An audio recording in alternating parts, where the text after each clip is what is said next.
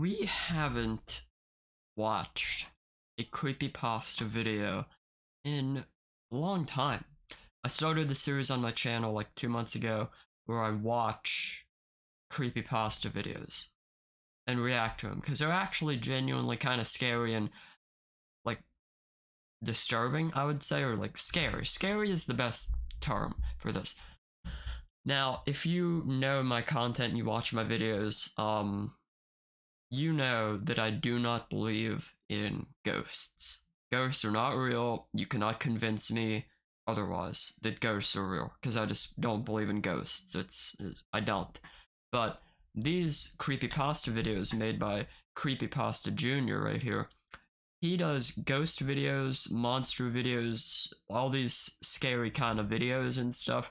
Now, in the back of my mind, I know that ghosts are not real, and I know that the videos he makes, the story he tells, is not real either, of course. But at the same time, it is really scary, and you think to yourself, "What if I was in this situation?" These videos get you thinking, "What if I was in this situation? What if this is real? What if this could happen to me?" But at the same time, like, you know, this story isn't real. And in my case, I know that ghosts are not real. I don't know what you guys believe, but I don't care either way. But they're just scary. And I'm going to react to one today. There is something in the tunnel. There is something in the tunnel creepypasta. It sounds pretty scary. I don't know what is in the tunnel. This is actually a video I have never seen before. I've seen a lot of this guy's videos. All of them are scary. Some are more scary than others, of course. Um, but most of them are pretty scary and they get you thinking. But for this one, I have never seen it before. So without further ado, let's dive right in. My town resides in the You know, let's get full screen. I usually don't do full screen. In this case, I will do full screen. countryside of the Midwestern United States. It's not a vast town, nor is it diminutive. Just a basic run-of-the-mill town you'd find dotted across the country. What is unique about my town is that there is sort of an urban legend tied to it.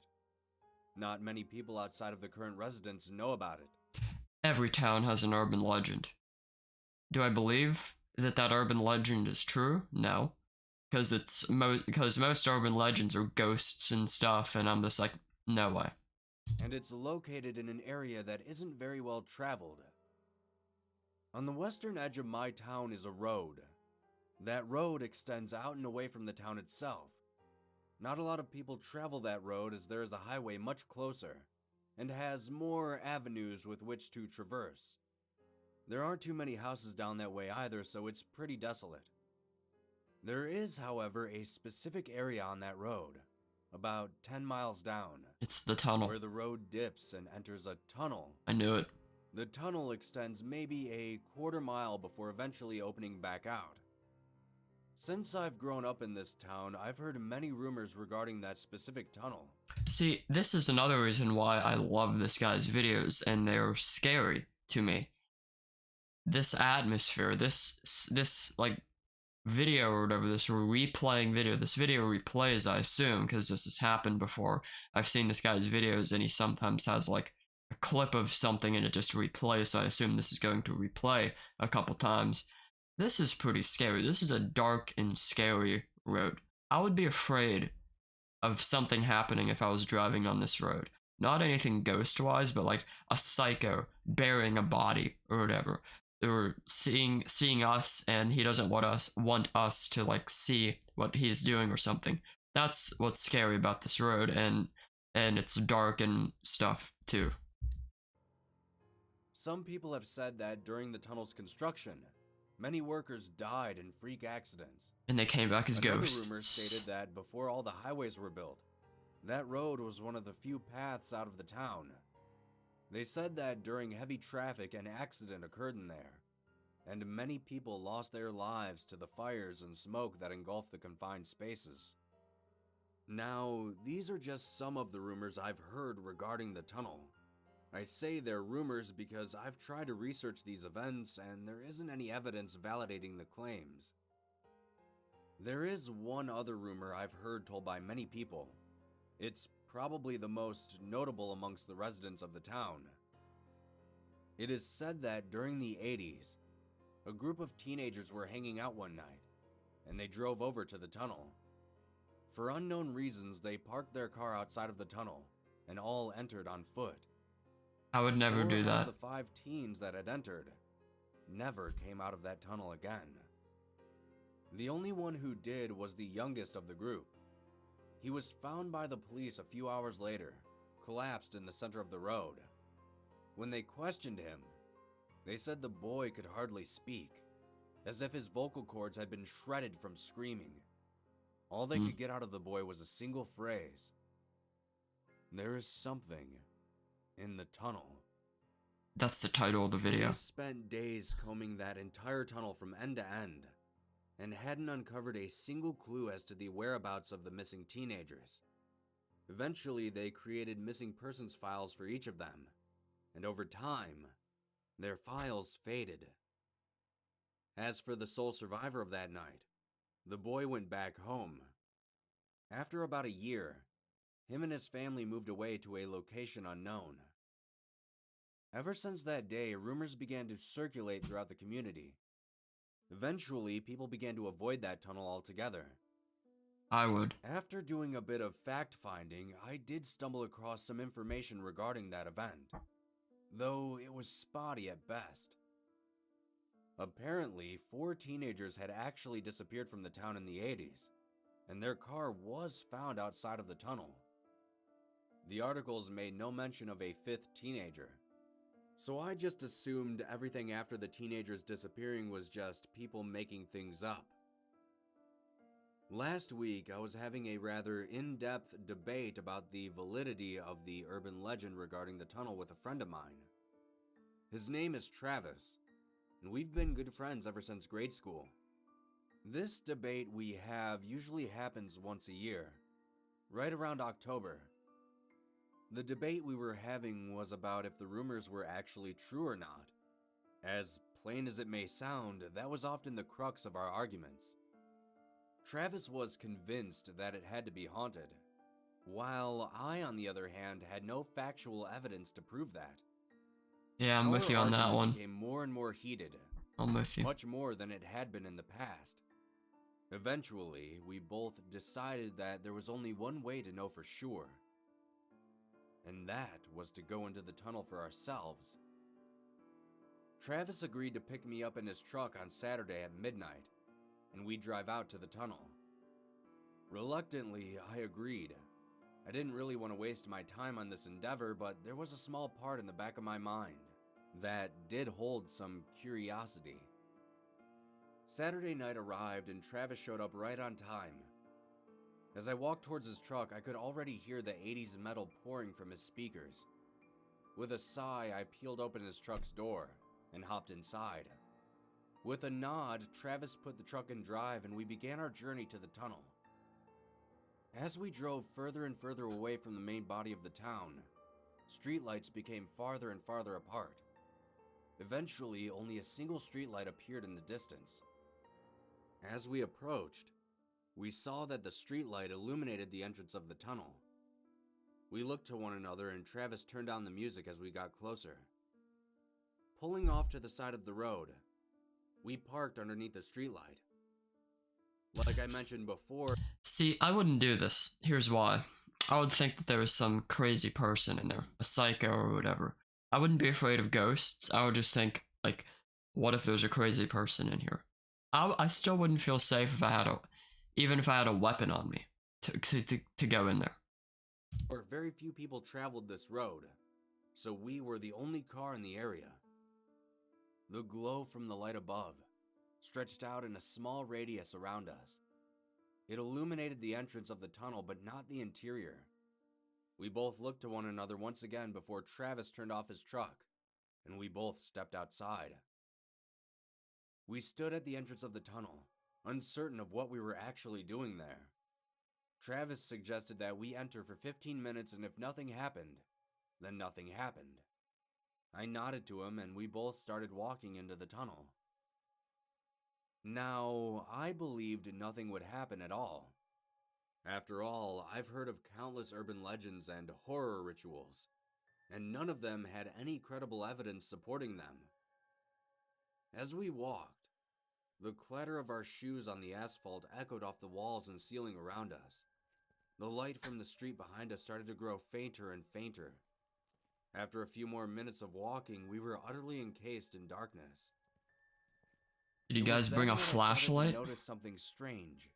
Did they not bring I a was feeling flashlight, or feeling did I of miss isolation something? as I walked.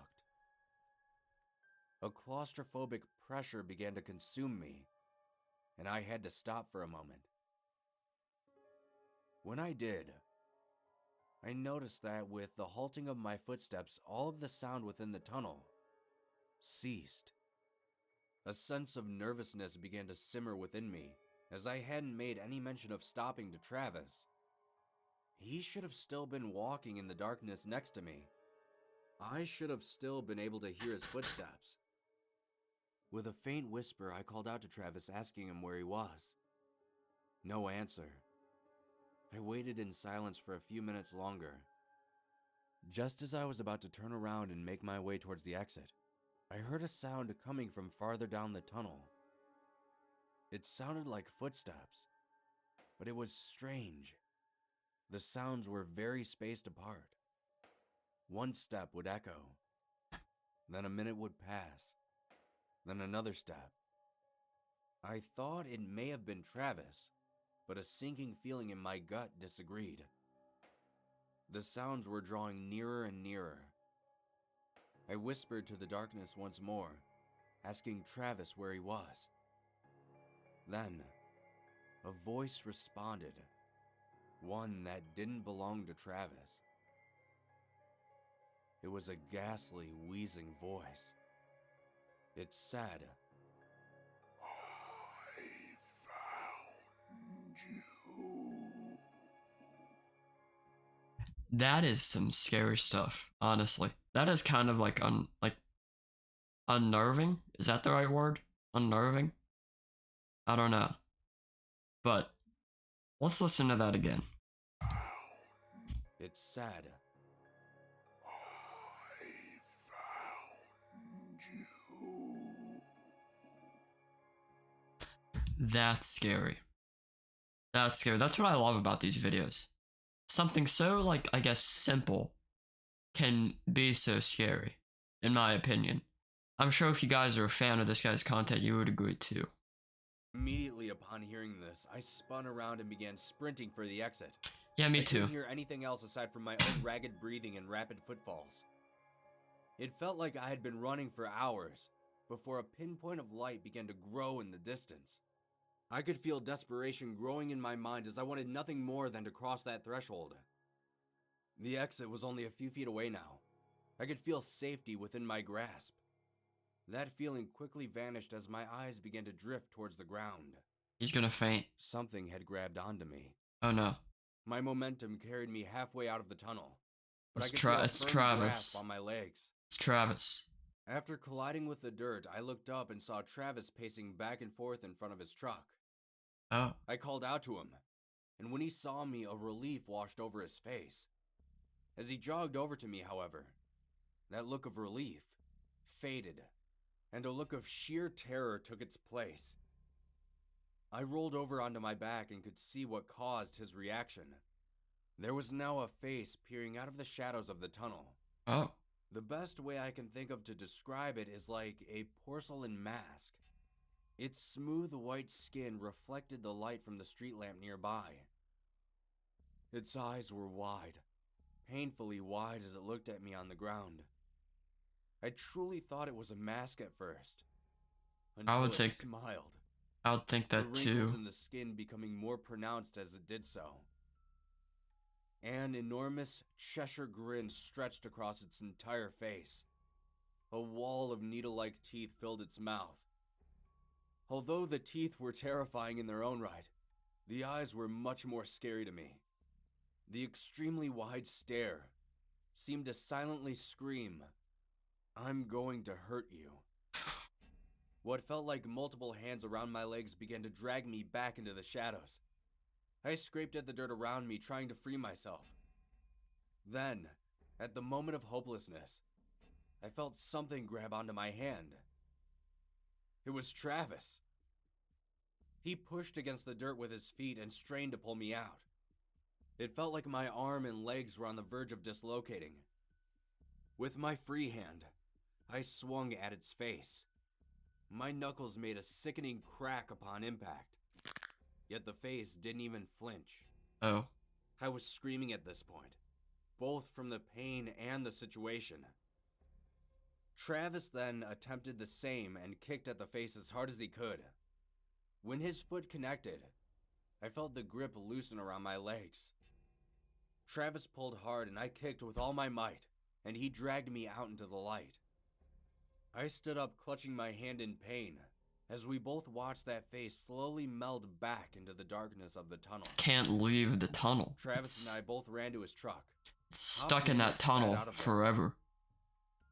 During the drive home, I asked him what had happened in there. He told me that a couple minutes after we entered, he asked me a question, and when I didn't respond, he immediately turned and headed out of there. In hindsight, I should have done the same.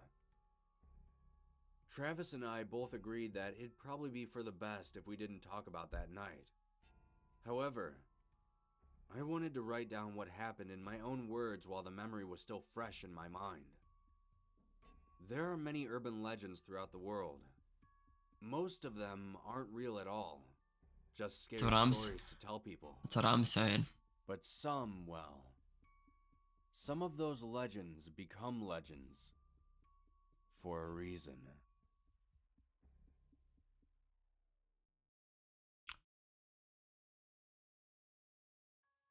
That was pretty good. That was pretty scary. I never used to believe in ghosts. This is my type of video right here. This is my type of video right here. That's what I'm saying. But that was a pretty decent scary video. See, I would never go into a tunnel at night because not of ghosts or anything like that, but I'm talking about like psychos. A person trying to rob you or something or kill you for his own pleasure. That's what I would be worried about. If I were to do something like that, I would at least bring a knife or a gun to feel a little bit safer so I can at least defend myself. Excuse me. But it's a pretty scary video. The next one I want to check out is one of my favorites. I have seen it before. And it's a type of video from this guy who no matter how voice crack, no matter how many times I watch that video, it'll always make me scared and nervous and questioning the ending of it. It's called a 911 call where nothing made sense. I'm gonna watch that one next because that one is probably my favorite one of all time from his. Like I said, no matter how many times I watch it, it'll be scary to me. I will never like watch it and be like, that's not that scary. It's the type of video that'll always be scary to me. So I'll do that one next for you guys. I have seen it before, but anyways, thank you guys so much for watching this video. I've been wanting to do this because I haven't done it in a while. Again, pretty good video. Pretty scary. I now have a fear of tunnels. I'm never going into a tunnel ever again. Of course, I'm kidding. But I love you guys. Stay safe out there. Don't go into any tunnels that have urban legends attached to them. Otherwise, this may happen to you, or you may run into a psycho. But see you guys in the next one. Take care. Peace.